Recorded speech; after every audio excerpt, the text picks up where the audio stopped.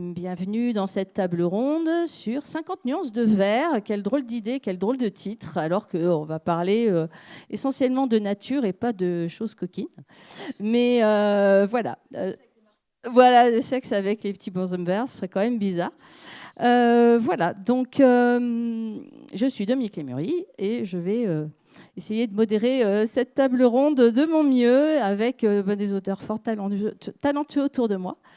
Voilà, donc nombreux sont les auteurs qui ont mis Dame Nature à l'honneur dans leur texte. Ce serait impossible de tous les citer. Pour ma part, je me souviens des romans de Marcel Pagnol quand j'étais petite, et puis d'un tout premier roman que j'ai lu quand j'étais à la maternelle, ou pas à la maternelle, mais CP ou CE1, mais vraiment je le lisais à peine.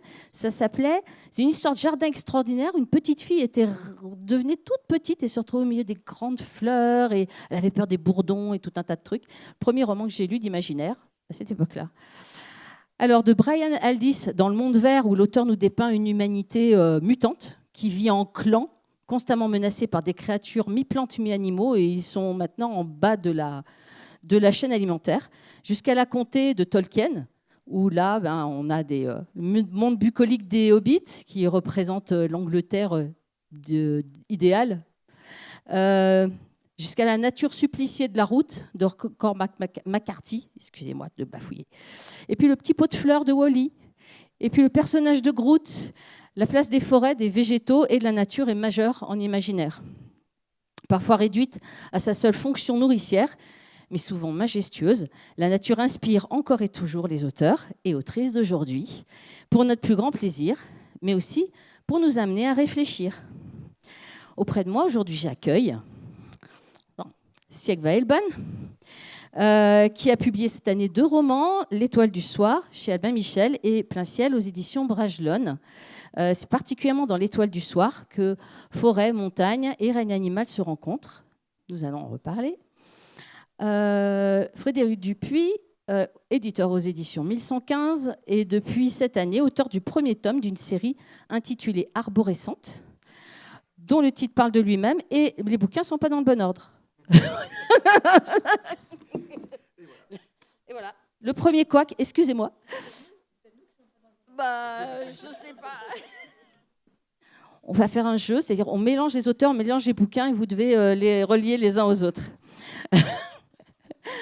Alors, à ma gauche, Lou Jam est l'autrice de 2 romans parus à ce jour, Saltan, sorti en 2015 chez Rivière Blanche, si je me rappelle bien, et plus récemment, La machine à aimer, aux éditions Critiques, où l'autrice explore la relation entre technologie et humanité. Et puis, nous avons Nadia Coste, dont la bibliographie est trop longue pour être listée, mais parmi laquelle j'ai retenu le titre de Rhizome. Voilà. Rhizome que j'ai recompulsé récemment. Et voilà. Donc, voilà les ouvrages dont nous allons discuter autour de cette table. Alors, on va commencer par Nadia. Quelle est la place du monde végétal dans tes écrits et pourquoi ? Alors, déjà, moi, ce qu'il faut savoir, c'est que j'ai grandi dans une famille très écolo. C'est-à-dire que mon papa a fait installer des panneaux solaires sur la maison dans les années 90, au début des années 90. Donc, il y a des gens qui venaient visiter ma maison pour voir comment était faite l'installation. C'était très fascinant pour eux, mais pour moi, c'était le quotidien, en fait. Et on m'a expliqué à peu près à cette période-là que en 2040, il n'y aurait plus de pétrole.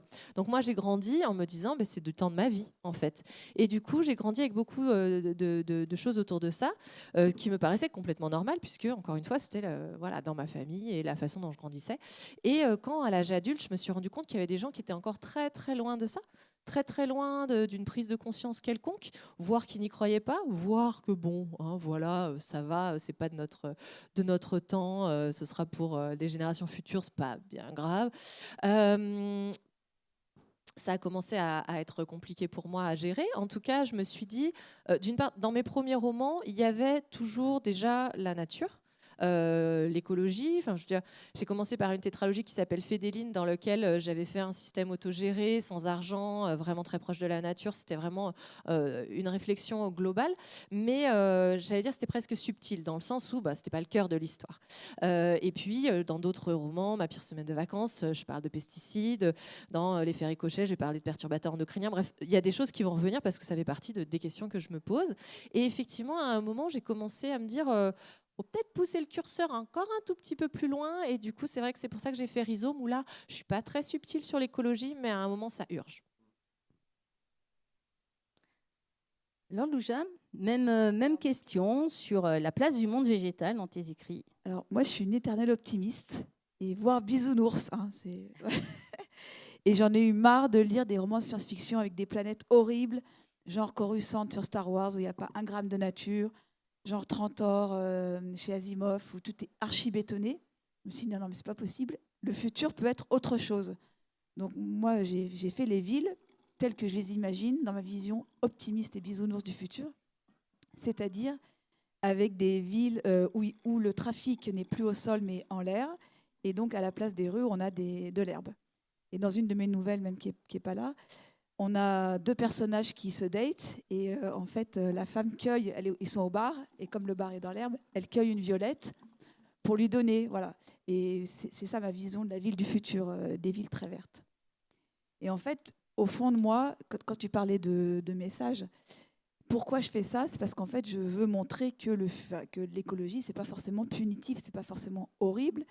Et je me suis dit, plutôt que de toujours nous menacer, pourquoi pas montrer le résultat positif de nos efforts. Donc en fait, moi, dans mes romans, c'est après la crise écologique qu'on a résolu, grâce à plein de moyens, que je ne vais pas dévoiler, ça prendrait 1 heure, on a des villes qui sont agréables. Et je me suis dit, c'est peut-être plus motivant de voir ça, plutôt de s'entendre rabâcher, ça va être le désert, le réchauffement, etc.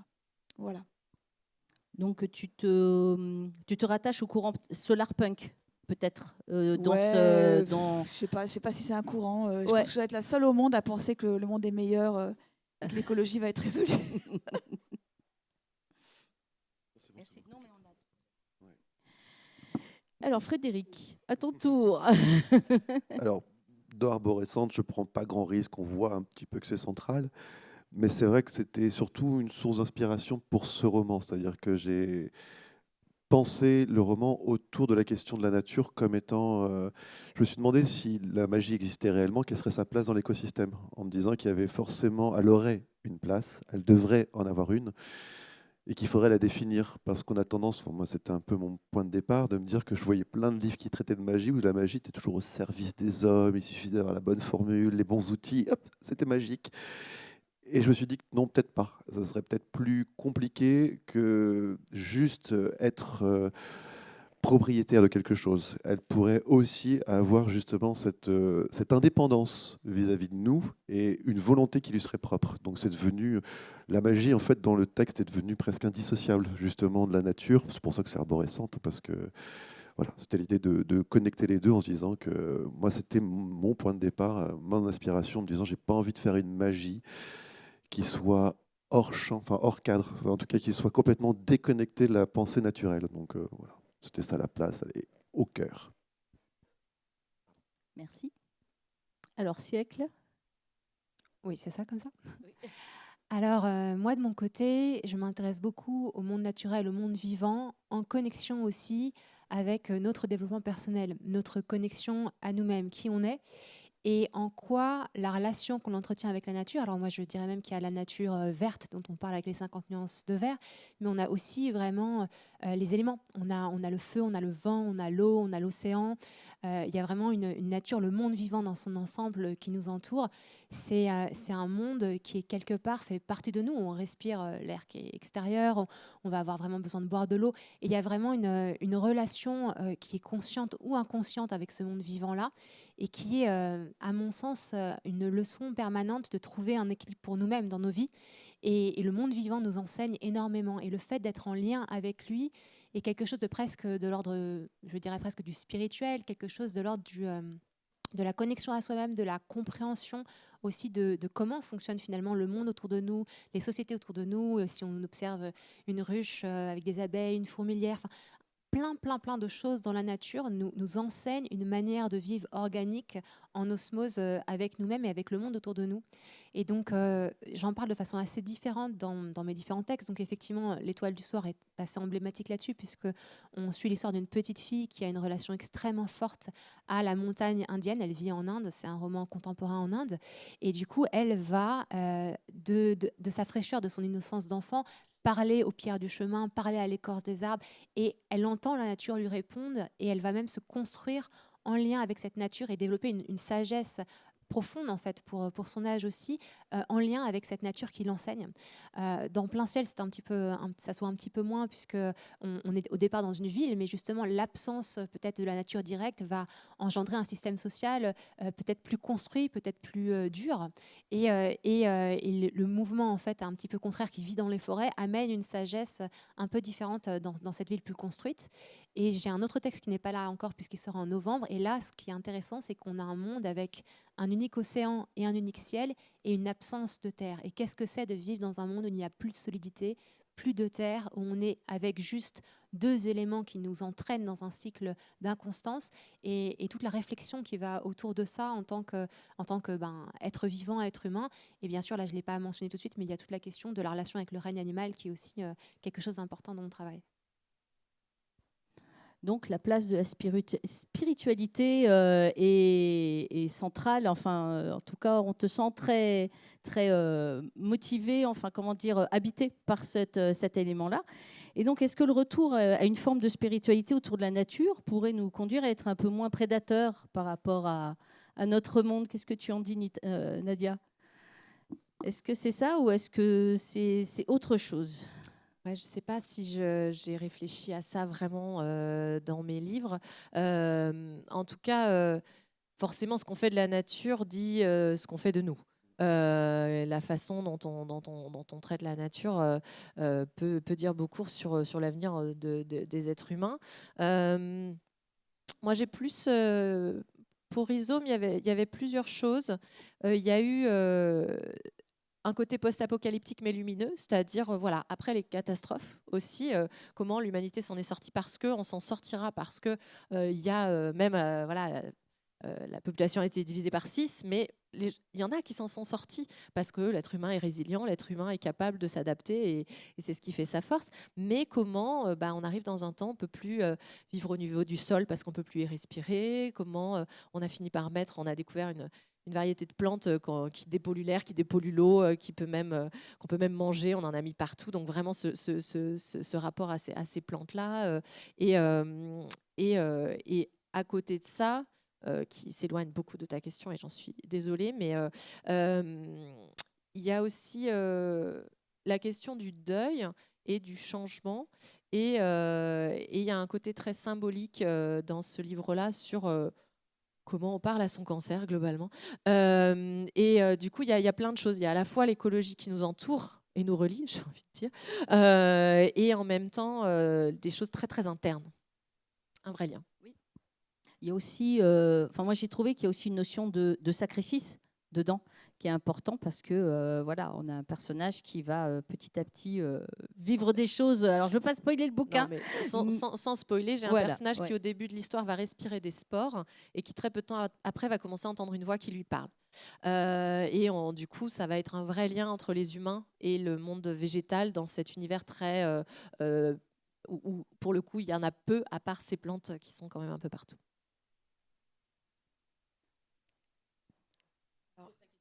Oui, c'est sur la spiritualité. Ouais, c'est ça, oui, sur l'aspect sur la spiritualité de la nature, et de quelle manière elle peut, comment la spiritualité peut nous aider à protéger un peu plus nos écosystèmes. Et est-ce que le passage par ces pensées-là est absolument indispensable, ou est-ce que toi, tu as une vision plus technologique, je dirais? Moi, je dirais que sans aller jusqu'à la spiritualité, on protège ce qu'on aime. Donc, il faut aimer la nature. Et pour moi, si on veut vraiment arriver à être tous écologistes, il faut qu'on dise à nos enfants, il faut qu'on dise à nos enfants en fait, d'aller dans la nature, de se balader en forêt, d'aller en montagne, sur la mer, parce que quand ils vont apprendre à aimer du coup la nature. Et en l'aimant, ils vont vouloir la protéger.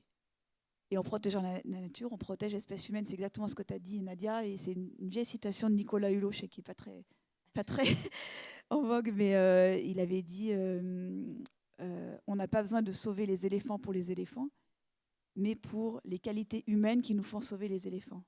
Voilà. En fait, ce n'est pas les éléphants qui nous sont utiles, mais c'est les qualités humaines qui nous font sauver les éléphants qui sont utiles. Et à mon avis, c'est au contact de la nature qu'on peut avoir ces qualités-là et donc nous sauver nous-mêmes. Et de toute façon, nous-mêmes, on est la nature, on est juste une petite partie de la nature.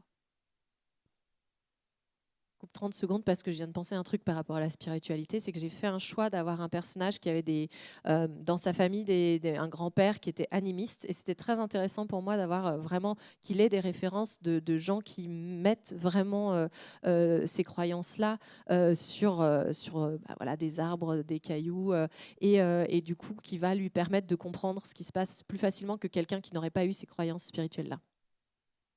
Juste pour conclure, et je dirais quand même que la spiritualité, c'est destiné à des gens qui ont déjà travaillé sur eux-mêmes, mais l'amour, c'est destiné à tout le monde, en fait.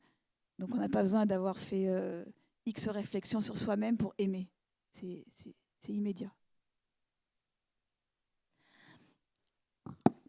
Oui, et effectivement, ce que tu dis est très juste. Ma question était peut-être mal posée, mais c'est vrai qu'il y a des cultures qui sont beaucoup plus proches de la nature que nous sommes, nous, en Europe, enfin voilà, dans le monde. Je mets des guillemets occidental, parce qu'on me dit, oui, mais occidental par rapport à quoi? C'est encore européano-centré quand on dit occidental, mais voilà, c'est l'idée. Si on parle de spiritualité, on pense religion, et effectivement, des religions par chez nous sont moins axées sur un respect de la nature que peuvent l'être en Inde ou enfin, voilà, du bouddhisme ou des choses comme ça. C'est tout à fait dans la suite, c'est-à-dire que c'est pas vraiment un thème que j'aborde dans le livre parce que je parle pas de spiritualité ni de religion. Je m'en suis fait un point d'honneur de pas trop aborder la question parce que c'était un peu, enfin, c'était pas du tout le propos. Mais il y a une chose qui m'a toujours fait beaucoup réfléchir, c'est de me dire à partir du moment où on croit en Dieu, je ne vois pas comment on peut ne pas respecter son œuvre. Se dire si c'est lui qui a créé le monde, il a créé la nature, il a créé les plantes, il a créé les humains, il a créé les animaux, il a créé tout ce que l'on a. Je ne comprends pas en fait qu'il n'y ait pas plus de lien justement entre la religion et l'écologie, puisque à partir du moment où on est honnête dans son sentiment religieux, on doit reconnaître que si c'est l'œuvre de Dieu, elle mérite d'être intégralement sauvée et intégralement protégée pour ce que justement c'est son œuvre. Donc c'est vrai que moi j'ai trouvé ta question intéressante, même si je l'aborde pas, et c'est une réflexion que je me suis fait en me disant, quelle que soit d'ailleurs la religion qu'on peut avoir, à partir du moment où on admet qu'il y a une entité quelconque ou une force supérieure qui a fait ce que l'on est et le vivant, ça devrait être indissociable. C'est-à-dire qu'il n'y a pas de déconnexion entre les deux dès lors que c'est forcément connecté à la base. C'est tout. Donc, le terme de ta question, c'était est-ce que la spiritualité ou le lien avec la nature nous rend moins prédatorial aussi, c'est ça? Oui, il y avait quelque chose comme ça. Alors, je suis assez d'accord avec tout ce que vous avez dit, mais ce que je trouve intéressant aussi, c'est de façon très concrète, la nature quand on la vit dans son quotidien, quand on a une relation avec des arbres qu'on va juste visiter en forêt, quand on a des liens avec des animaux, quand on a toutes ces expériences-là, ce sont des expériences qui nous ramènent à l'instant présent. Et dans un grand nombre de spiritualités ou de recherches spirituelles, on parle tout le temps de cette idée de l'instant présent, de ce moment où on est véritablement là, avec le monde qui nous entoure. Et le fait d'être dans cette connexion avec cette nature, avec cet instant présent, avec des animaux, quand vous regardez un chat s'étirer, vous pouvez regarder ça pour être hypnotisé ou des chats jouer ensemble pendant un long moment, parce que c'est très prenant. Il y a quelque chose de la merveille que l'on observe, que l'on voit et qui nous nourrit. Et quand on est même nourri par tout simplement après des journées de pluie, c'est l'hiver, et là vous avez un bain de soleil dehors, vous allez sur votre transat, vous prenez le soleil, en fait, le soleil entre dans les pores de votre visage, de votre peau, et tout en vous va se relâcher et s'apaiser. Et ça apporte une forme de paix, une forme de joie, une forme d'émerveillement. Et donc, c'est même dans la relation directe, au-delà de la relation de réflexion ou d'intellection qu'on peut avoir autour de la nature, l'expérience de la nature, que ce soit d'être allongé dans ce champ d'herbe avec le soleil, que ce soit d'observer des animaux jouer ensemble, que ce soit de marcher dans une montagne merveilleuse, d'avoir un paysage bouleversant qui apparaît, ce sont des choses qui viennent nourrir notre cœur, qui viennent ouvrir toute notre dimension intérieure et qui nous amènent de la paix, qui nous amènent du sens, qui nous amènent de la sérénité. Et en fait, de ce fait, ce sont des ressentis et des états d'être qui vont grandir ou nous irriguer de manière à nous rendre moins prédatoriaux, parce que tout simplement, quand on est dans un contentement, on est dans un rayonnement, on veut naturellement aussi être dans la connexion à ce qui existe, dans la paix, dans le partage. Donc l'expérience elle-même de la nature, du règne animal, est une expérience qui nous apporte en fait une envie d'honorer ce qui est autour de nous, de co-créer, de vivre en harmonie avec les différents aspects de ce règne de la nature, qu'il soit animal, qu'il soit végétal, qu'il soit minéral, qui nous entoure. Donc cette expérience de la nature elle-même amène, à mon sens, un changement de rapport au monde autour de nous. Ce que j'aime, ce que tu dis, c'est que ça me déculpabilise complètement de regarder des vidéos de chats sur Instagram. Je me sens très intelligente et très spirituelle tout d'un coup. C'est très concret en fait. La spiritualité, on a parfois l'idée que c'est des grands, des grandes idées ou des expériences qui très fortes qu'il faut avoir fait ou avoir réfléchi. Moi, j'ai pas du tout cette impression-là. Je pense que la spiritualité, c'est se lever le matin, ouvrir la fenêtre, entendre le chant des oiseaux et avoir un moment d'émotion. Enfin, c'est vraiment quelque chose de quotidien, de personnel, qui prend plein de formes différentes et qui est dans l'expérience aussi, dans l'expérience du vivant, dans l'expérience émotionnelle, sensorielle. Et la nature joue un immense rôle là-dedans. C'est là où, quelque part, en plus, je vais faire le pont avec ce que tu disais, Loujaine, sur l'amour que l'on peut avoir, qui est quelque part une protection en soi, c'est-à-dire à partir du moment où on aime quelqu'un, on n'est pas censé avoir un caractère de prédation dessus, c'est-à-dire qu'on va le protéger. Et d'ailleurs, je pense qu'on a à peu près tous la même façon d'opérer, c'est-à-dire d'essayer de faire de l'écologie aussi par l'amour, en fait, qu'on va... Positif. Voilà, Positif. par le fait de ne pas être en donnant une leçon de morale, en expliquant comment vous devez être ou quoi que ce soit, c'est pas la question. C'est plutôt de se dire qu'est-ce qu'on protège et comment est-ce qu'en fait on évite justement de tomber dans un rapport de ressources en se disant c'est une ressource qui est complètement déconnectée de la réalité de ce que c'est. Et que ce soit d'ailleurs le végétal, même dans le minéral, là-dessus, il est intéressant parce qu'on le voit, on n'arrive pas à le caractériser comme une plante, on peut sentir un cycle de vie, etc. Mais la prédation du minéral, elle est très dangereuse aussi pour l'écosystème parce qu'on va déséquilibrer avec les carrières, etc. On voit l'impact que ça a pour l'ensemble. Et c'est absolument pas anodin. C'est-à-dire que si on ne prend pas ça en compte, et l'émerveillement aussi, par de la pierre, du minéral, il est très fort. Il suffit d'offrir à un enfant en fait, un livre sur les minéraux, il n'aura plus le même regard dessus. Et il n'aura pas la même conscience de tout ce que ça va entraîner derrière. Donc l'émerveillement et l'amour, c'est clair que c'est un énorme point de départ pour prendre conscience que cette prédation, elle est toxique et contre-productive. C'est parfait. Je rebondis avant que tu enchaînes, si tu veux, par rapport aux minéraux. Ça m'évoque le fait, les recherches que j'ai pu faire sur le bouquin avant de l'écrire. J'ai beaucoup fait de recherches sur les prédictions des prévisions de plusieurs scientifiques sur 2050 et après, parce que mon histoire se passe dans les années 2080 pour essayer de se projeter un peu. Et j'ai fait un truc qu'il ne faut pas faire chez vous sans filet. J'ai pris une carte de France, j'ai noté tous les endroits où il y a des centrales nucléaires et j'ai noté toutes les prédictions les prévisions des scientifiques sur l'érosion des côtes. Faites pas ça sans filet parce que vous voyez que c'est un peu votre éco-anxiété, elle va pas aller mieux. Et voilà. Et les rivières et l'assèchement des rivières pour refroidir les réacteurs. Non, enfin voilà, c'est pas une bonne idée. Donc effectivement, les minéraux sont aussi une base qu'effectivement il faut pas qu'on oublie. Je crois que tu avais regardé, de dire que tu regardais des bagues sur Insta, mais non, des diamants, non.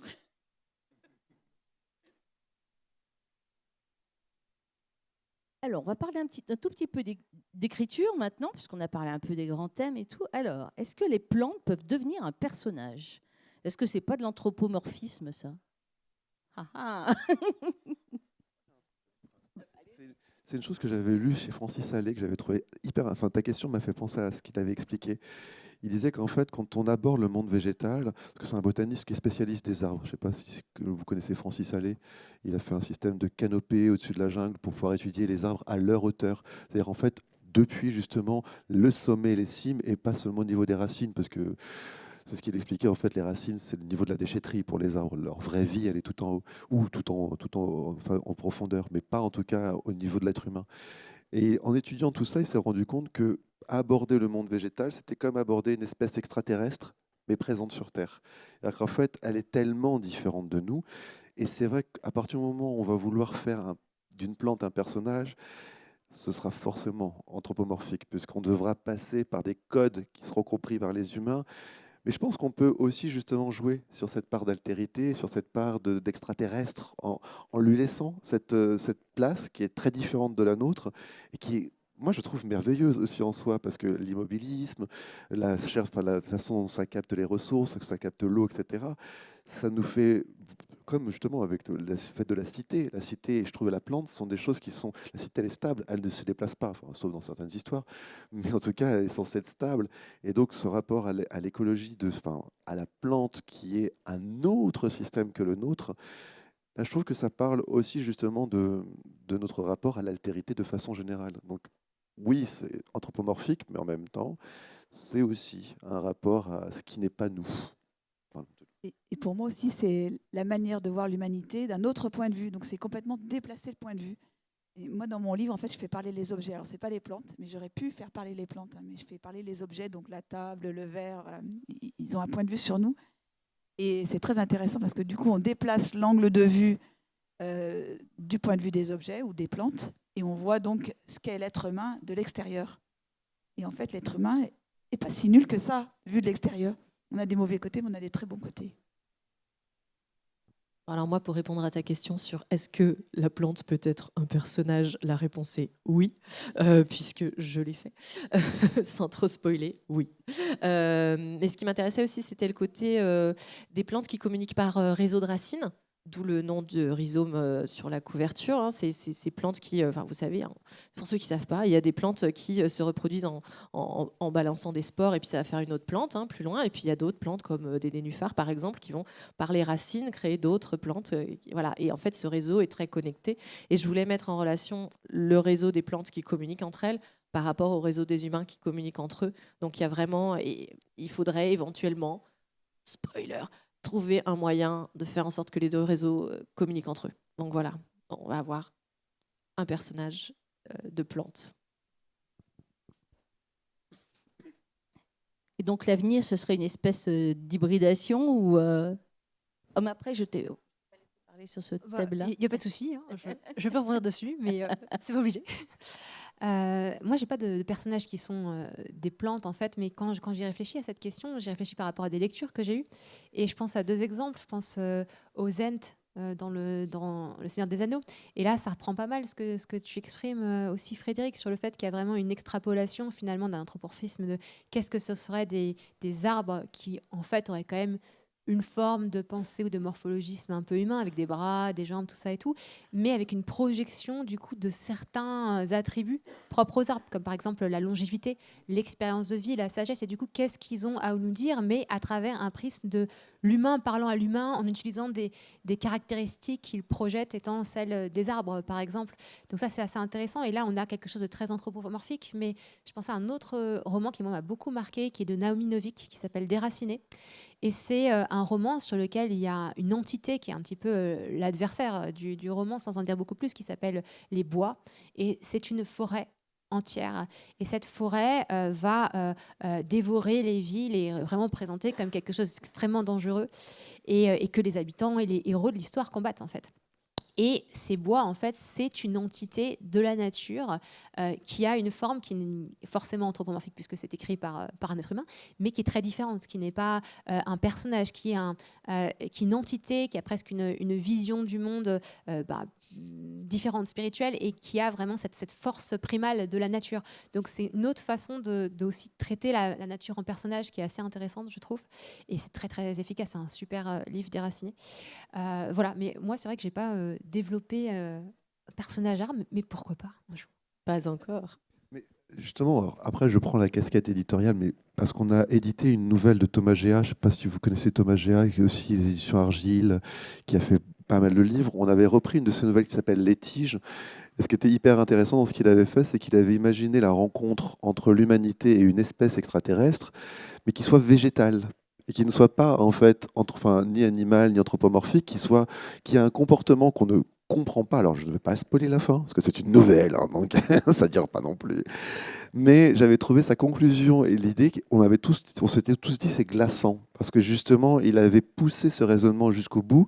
Déjà, comment est-ce qu'on communique avec une espèce intelligente, potente, mais non humaine, donc qui n'a pas ce système de communication ni d'échange. Et ensuite, qu'est-ce qu'elle va faire de nous parce que là, clairement, dans la nouvelle, dès le début, on comprend qu'elle nous domine. Et donc, quand elle arrive à nous dominer, si elle prend le pas sur notre forme, je vous laisserai lire la nouvelle. Elle coûte que 2 €, donc vous ne prenez pas un gros risque. Je fais de la com. Mais c'est vrai que non, j'avais trouvé l'idée super intéressante parce que justement, il avait poussé ce raisonnement jusqu'au bout et la fin est réellement troublante. On s'interroge, on se dit, je ne suis pas sûr qu'il n'ait pas tort. Mais en fait, ça me rappelle un peu la communication que tu décris. Ça me fait un peu penser aussi à Premier Contact. Parce que ça, c'est pareil. Voilà, on a des êtres extraterrestres qui s'installent sur Terre. On envoie une linguiste et on espère arriver à trouver par quel biais et selon quelle logique et quelle façon de penser on va pouvoir communiquer avec. Et j'avais lu la nouvelle aussi de Ted Chiang et le film est mieux. Ouais, et il est plus facile, Oui. plus facile à comprendre. Et puis il va plus loin. Il va plus loin dans le. Ouais. C'est rare que je dise ça, mais l'adaptation film. Très réussi. Mais est-ce qu'on ne revient pas à l'émerveillement finalement? Tu vois, quand on disait il faut s'émerveiller de la nature, là c'est aussi s'émerveiller du contact de l'autre, s'émerveiller de la différence et de communiquer ensemble.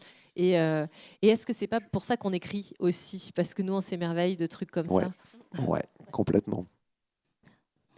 Et tu nous as parlé des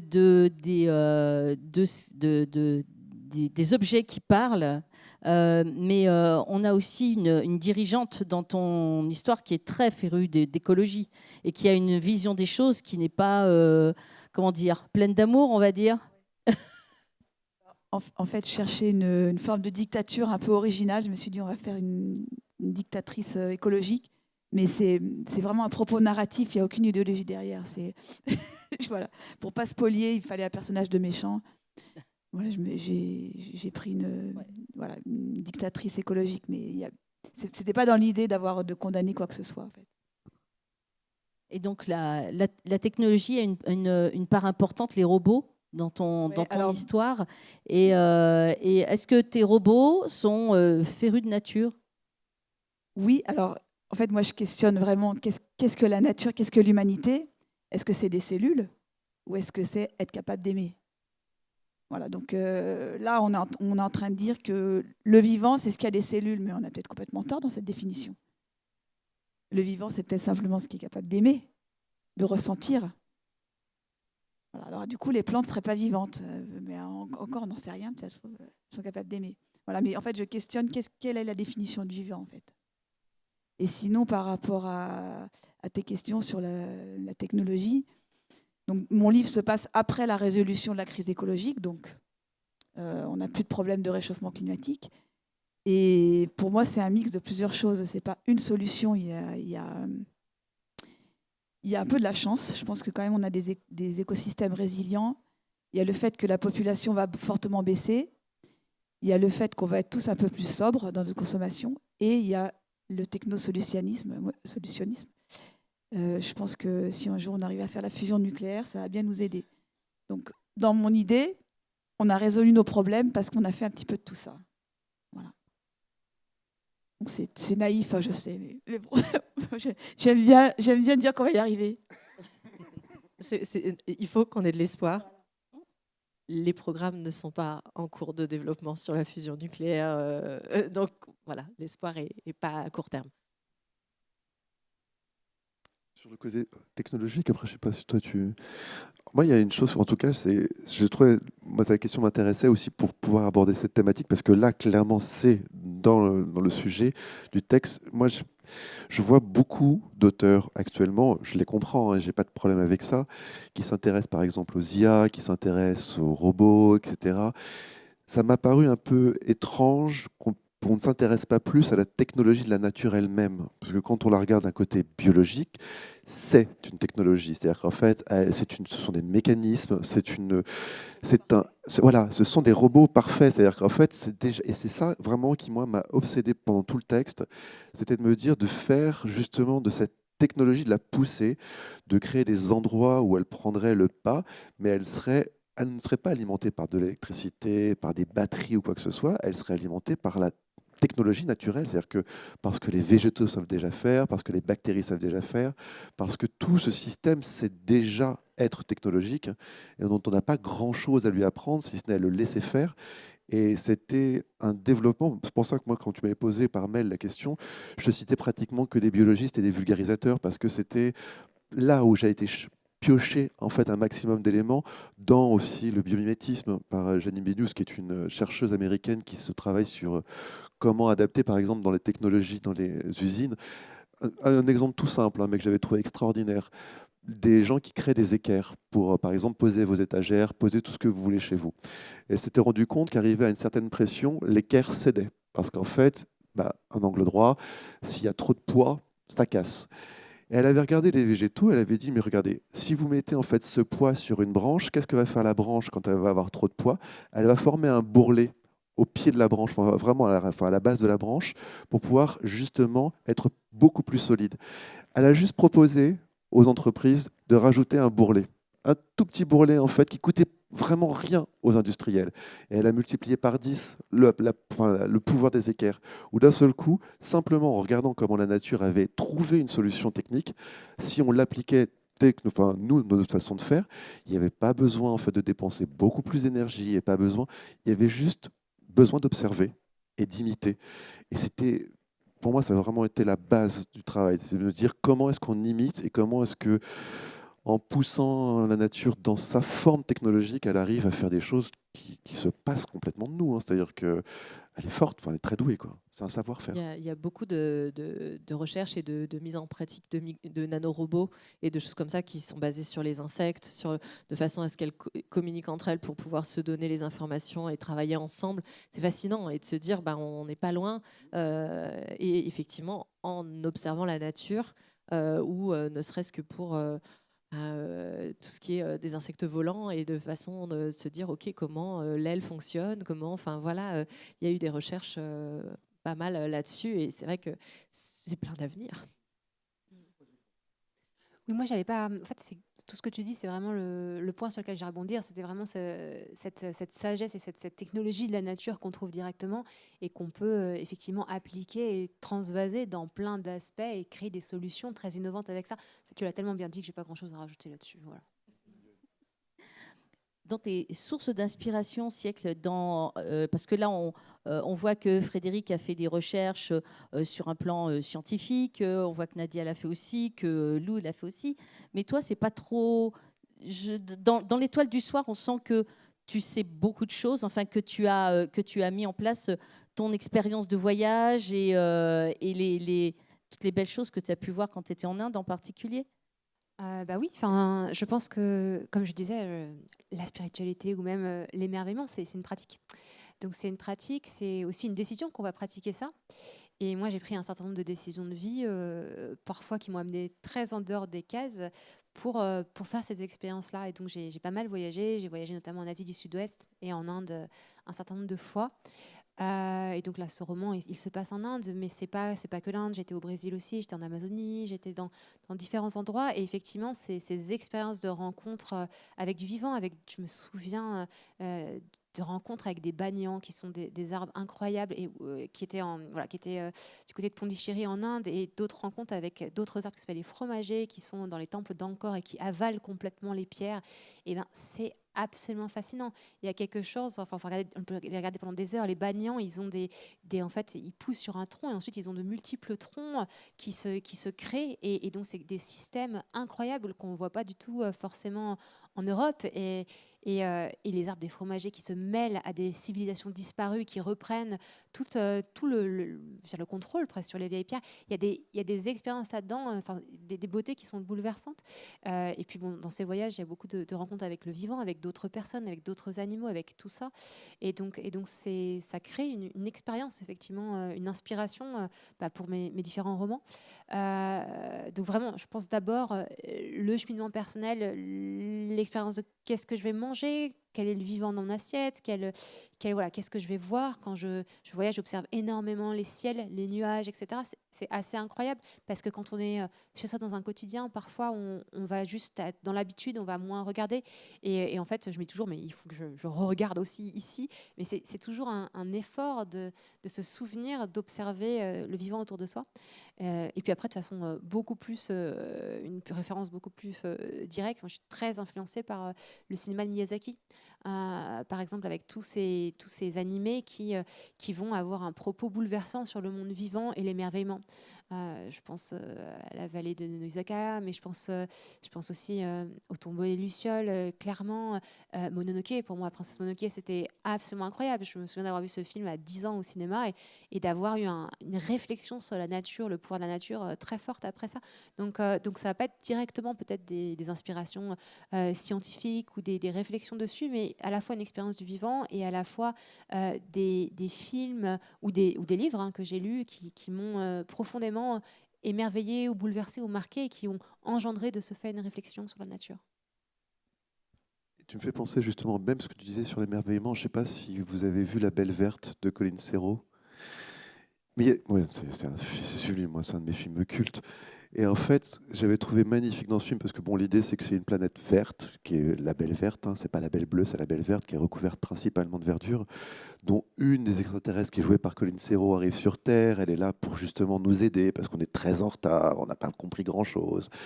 Et on est un peuple que plus personne ne visite, donc elle vient nous voir, etc. Et elle fait évoluer plusieurs humains. Et il y a une scène que j'avais trouvée formidable, où en fait on voit Philippine, le roi Beaulieu, qui est un petit peu en perdition, parce que son mari, justement, il s'était, on va dire, un peu un connard, jusqu'à ce que l'arrivée de Colin Serrault qui le bouleverse, et lui, il change. Et à ce moment-là, le personnage joué par cette femme est complètement perdu. Et elle se retrouve à manger une salade dans une gare, enfin dans une ancienne gare. Et puis à un moment, elle a un tilt. Et elle prend juste la feuille de salade, elle la regarde dans la lumière, et elle la trouve magnifique, en se disant, mais en fait, elle n'avait jamais fait gaffe juste à la beauté de la feuille de salade dans son assiette. Ça ne l'avait même pas traversée. Et la scène suivante, on la regarde en train de regarder des chatons, mais toute déconstruite, parce que quelque part, elle avait juste arrêté de s'émerveiller. Elle avait arrêté de regarder la lumière à travers une feuille de salade. Et c'était d'une simplicité, je trouvais que ça disait tout. Et surtout que l'extraterrestre ne l'a pas touché, hein. Elle n'a pas eu besoin d'être, en tout cas, d'évoluer. Ça lui est venu. C'est-à-dire que c'est un retour de l'émerveillement dans une civilisation qui l'a un peu perdu en cours de route, quoi. Si on parle de référence, moi, ma référence à la base pour Rhizome, le petit déclic qui a commencé à faire naître ce roman n'a absolument rien à voir avec l'écologie, puisque c'est un épisode d'une série dérivée de la série Buffy contre les vampires, puisque c'est dans Angel. Il y a un épisode en particulier où un personnage respire des poussières d'un sarcophage et il va se passer des choses. On va se rendre compte que ça a commencé quand cette personne a respiré des poussières. Dans mon bouquin, le personnage respire des spores et on va partir là-dedans. Donc, rien à voir avec... Vous pouvez regarder les deux, enfin, regarder l'épisode de la série et lire mon bouquin à la suite. Vous allez vous dire, waouh, il y a des gens qui respirent des trucs. Mais du coup, voilà, après sont partis à la recherche, après sont partis beaucoup de choses. Mais ce n'est pas forcément une base écologique au départ. Parce que c'est aussi dans ma sensibilité générale et des questions que je me pose. Moi, c'est vraiment mon expérience personnelle. Moi, je me sens tout à fait animale, en fait. Je ressens des émotions, j'ai chaud, j'ai froid, j'ai faim, et je ressens complètement mon animalité. Et je me sens complètement liée au reste de l'univers, à vous, aux plantes. Et j'ai vraiment l'impression d'être un petit morceau de l'univers entier. Et je sais pas, ça m'est paru évident. Je sais pas. Et quand je vois un chat, je trouve beaucoup de points communs malgré tout. Lui aussi, il a froid, il a faim, il miaule, il crie. Bon, on se comprend pas complètement. Mais on dit qu'on est un être de culture. Mais moi, j'ai vraiment l'impression d'être aussi un être de nature, vraiment. Même quand je conduis ma bagnole.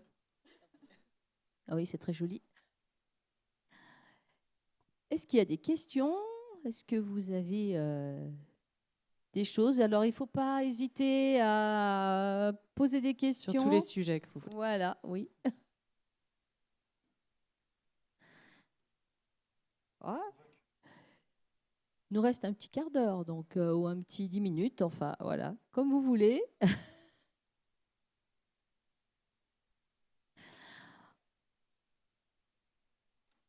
petit micro au passage. Ah, génial, merci. Merci.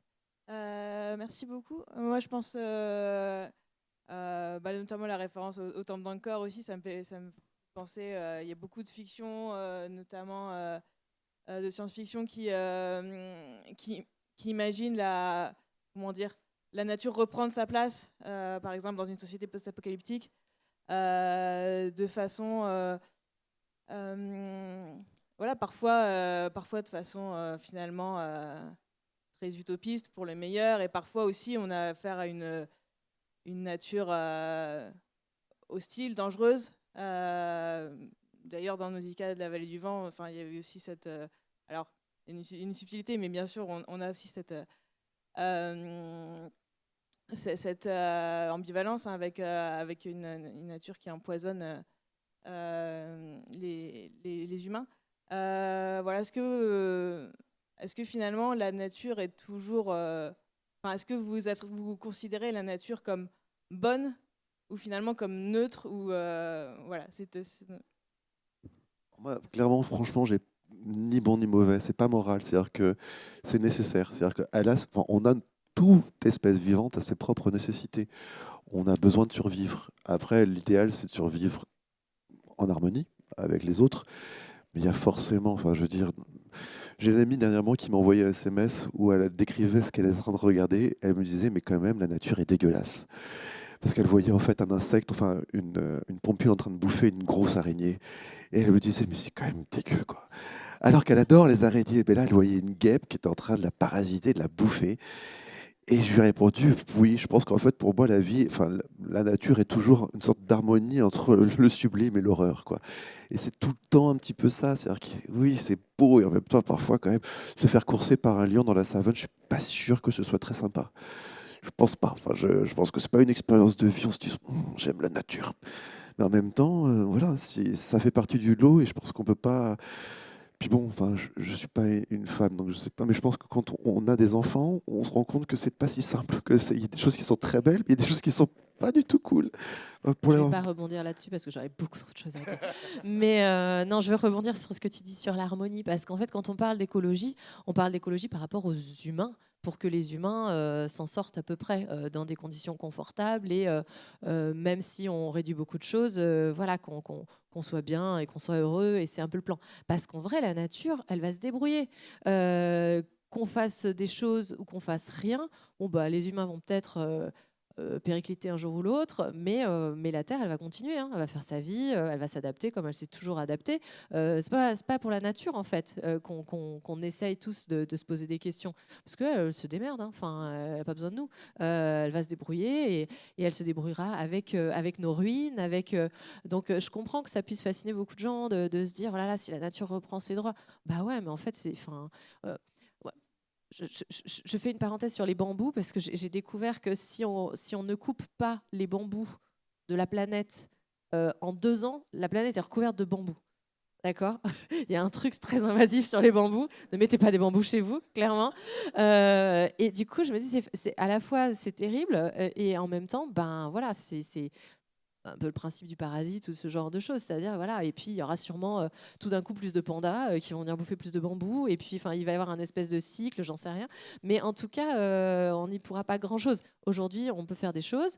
On peut faire des choses pour que les humains, on espère, au niveau mondial, parce que c'est pas juste européano-centré, parce que c'est sûr que c'est super chouette de dire il faut qu'on réduise nos émissions à effet de serre, il faut qu'on prenne moins la voiture. Et quand on voit des pays émergents dire oui, mais nous, on aimerait bien y avoir droit parce que vous y avez eu droit depuis des années, c'est compliqué de faire de la morale, c'est compliqué.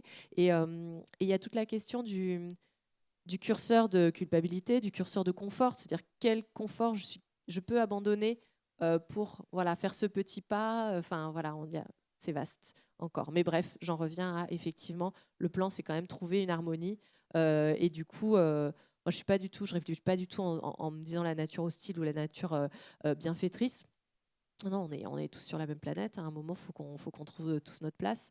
Et ni en dominant la nature, ni en se laissant dominer forcément, puisque faut qu'on soit à peu près bien tous. Tu veux pas qu'on devienne les bambous de la terre, en fait? Non, ne soyons pas des bambous. Ce que j'ai trouvé intéressant dans ta question, c'est la notion de bien et de mal. La notion de bien et de mal, elle est très humaine. Donc c'est compliqué de porter un regard sur une créature, une entité ou une force de vie avec ces notions de bien et de mal. Je pense que c'est aussi quelque chose qui est lié à de l'émotionnel, qui est lié à de la réflexion, qui est lié à tout ça.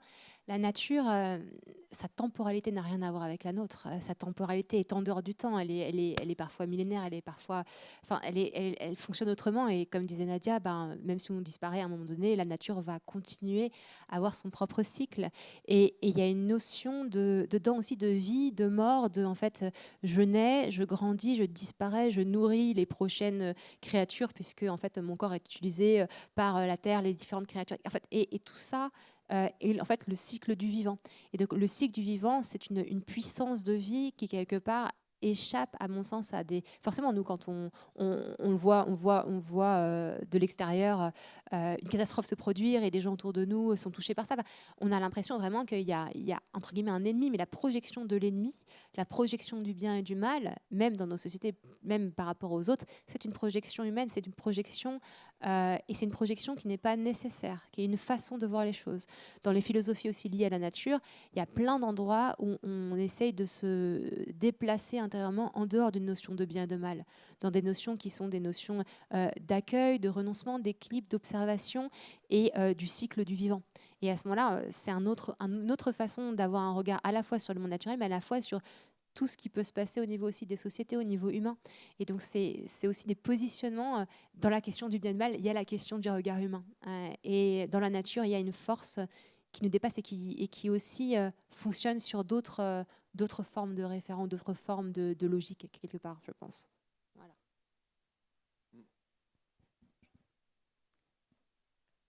Vous voulez ajouter quelque chose ou Dans ce que tu disais, je ne sais pas pourquoi ça m'a évoqué la fonte du permafrost et les maladies improbables des bactéries qui arrivent. À un côté, comme si la nature se défendait, c'est-à-dire, voilà, il y a une réaction à d'autres choses on fait quelque chose qui va provoquer quelque chose au niveau naturel, qui va lui permettre de se défendre peut-être pour nous empêcher de... voilà, je ne sais pas pourquoi ça m'a évoqué ça. Voilà, la vie étant. une autre question? Il nous faut une dystopie sur les pandas maintenant. Ah oui, je mets dans la liste. L'envahissement par les pandas, ça va être terrible. Les bambous arriveront avant les pandas. Une dernière question avant qu'on termine cette table ronde ou oui.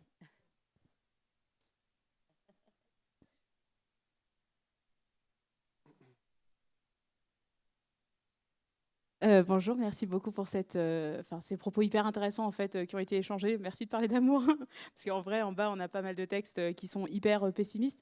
Et donc ma question, c'est en tant qu'auteur, quand on écrit sur justement la nature et la relation de l'homme et de la nature, là, on voit se développer une science-fiction, on va dire, plutôt très positive. Je pense à Becky Chambers notamment. Et je me dis, quand on est auteur et qu'on a envie de sensibiliser les gens pour vous, est-ce qu'on doit les sensibiliser plutôt par la peur et la culpabilité parce qu'on en parlait, ou bien plutôt en leur montrant qu'autre chose est possible? Parce qu'en bas, je parlais avec Marie-Catherine aussi, je crois, j'ai oublié son nom. Peu importe. Marie-Catherine Daniel. Voilà, c'est ça. je me souviens que de son prénom, mais elle me disait, voilà, moi j'ai cette vision positive, mais il y a aussi une espèce de nuance dans ce que je dis et qui est très positif, une nuance un peu négative et peut-être une fin ouverte qui laisse présager à quelque chose de moins bien. Et là, on parle de nature, de bien, de mal, et je me dis, quand on veut sensibiliser les gens, quand on a un message à porter, est-ce qu'on le porte plutôt avec beaucoup de positif ou plutôt en essayant de montrer que y a beaucoup de négatif et par un peu la peur quelque part, quoi. En fait, moi, je pense que trop de peur, ça génère du déni. En fait, quand on nous dit si on fait rien, dans 7 ans, le monde est fini, c'est tellement horrible que pour se protéger, on va faire du déni, on va dire non, c'est pas vrai. Ou alors, on va dire ah bah, si dans 7 ans, c'est fini, eh ben, j'y vais, je vais faire le tour du monde en avion. Voilà. Et donc, être trop dans l'émotion, en fait, ça génère des murs en fait, intellectuels. Donc, pour moi, je préfère parler du positif, quitte à avoir une vision naïve, mais en tout cas, montrer une image positive vers laquelle on a envie d'aller. Et en espérant proposer autre chose. Parce que de toute façon, le négatif, c'est le fonds de commerce des médias. Ils n'ont pas besoin de moi pour le faire. Donc, je préfère essayer de montrer autre chose et de tirer les gens vers le haut, en fait.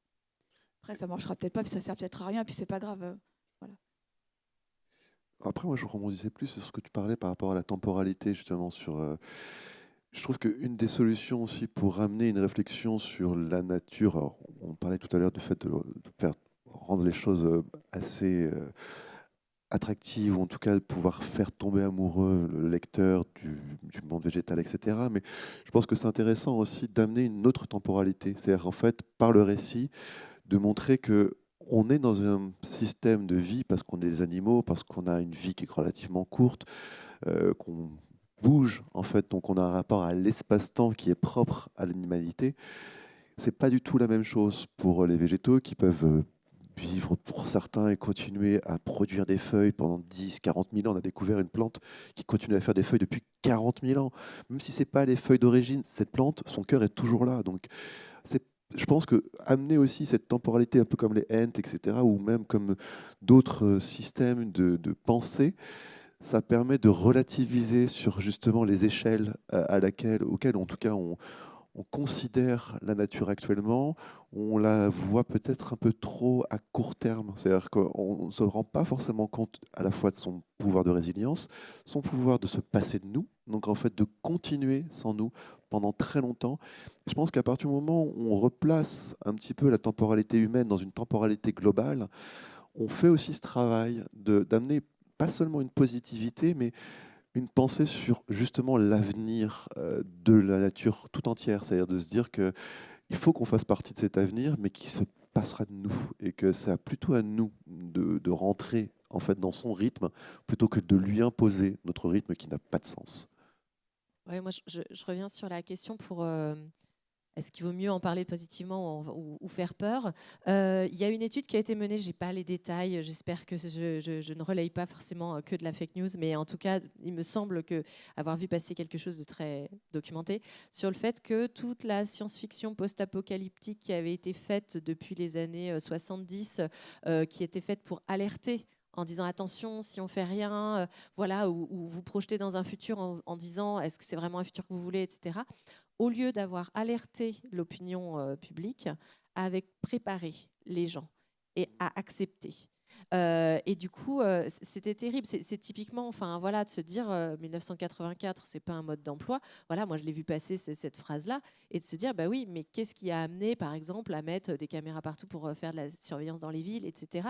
Et de se dire, il y avait des gens qui alertaient en disant attention, voilà une dérive possible, mais à force, ça a eu l'effet contraire. En fait, ils ont prouvé que les auteurs de SF avaient permis au grand public de s'habituer à l'idée que oui, ok, ben voilà, il va y avoir l'apocalypse entre guillemets si on allait très, très vite.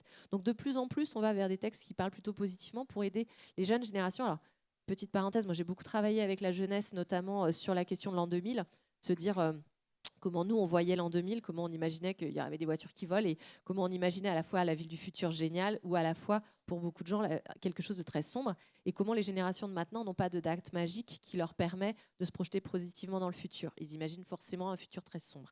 Et du coup, petit à petit, avec les éditeurs, que ce soit de la jeunesse ou en adulte, on va de plus en plus vers des textes positifs pour imaginer un futur dans lequel on va vivre tous ensemble bien. J'ai eu la chance de participer à une anthologie qui s'appelle Renaissance au pluriel, avec plusieurs auteurs et autrices chez Syros. Et le plan, c'était vraiment de parler du futur de façon positive. On nous avait donné un thème à chacun. Moi, j'avais l'alimentation, je vous parle de nourriture du futur dans cette anthologie-là.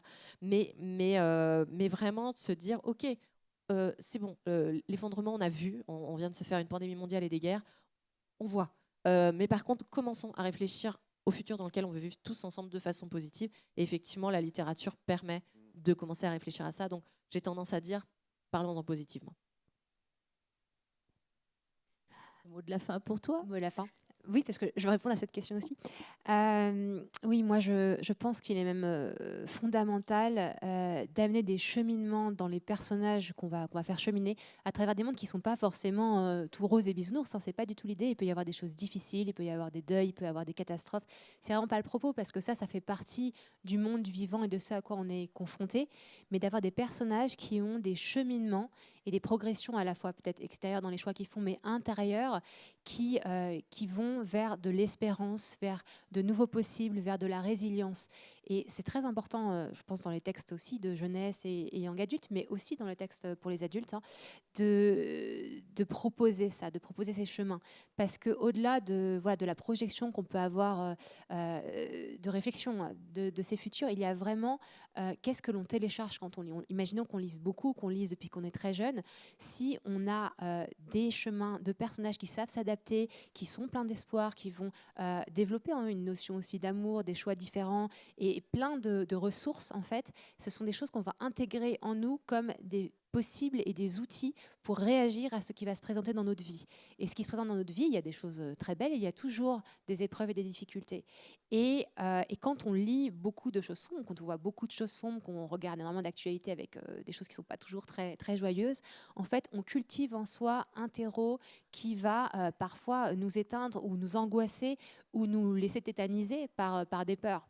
Et une forme de contrepoint à ça, c'est de cultiver énormément de choses positives pour aussi avoir des ressources pour vivre quoi qu'il se présente en fait devant nous. Donc je pense que c'est très très important d'être dans des cheminements d'espérance et de résilience et de capacité et de au-delà de là où on est maintenant. Voilà.